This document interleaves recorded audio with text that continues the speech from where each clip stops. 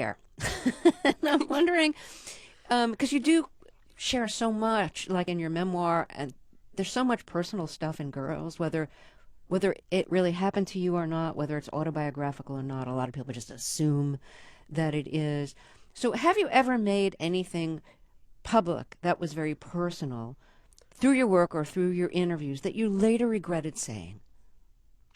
You know, I've thought about this a lot because it's a challenging thing when you're a person who has a desire or, let's say, a compulsion to share facts about your personal life. If that's the way you process the world, is to make creative content based on your personal life, then you have to be really careful about making yourself feel too exposed. But for me, the biggest concern is my family and the people that I love.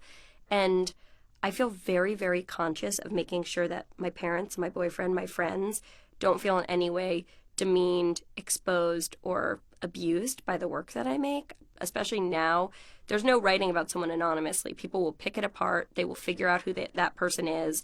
There's sort of no sort of protective measures you can put in place at this point in history to take care of the people you love. So you have to be careful. And so there have been a couple times where I've said things about my parents or about my boyfriend that I felt have been taken out of context or misunderstood, that have opened them up to criticism. And that is the stuff that pains me. So and I also think, yeah, go ahead. I think the term oversharing is so complicated because I do think it's really gendered. I think that when men sort of share their experiences, it's bravery. And when women share their experiences, it's some sort of, it's like people are like, TMI, too much information has always been my least favorite phrase, because what exactly constitutes too much information?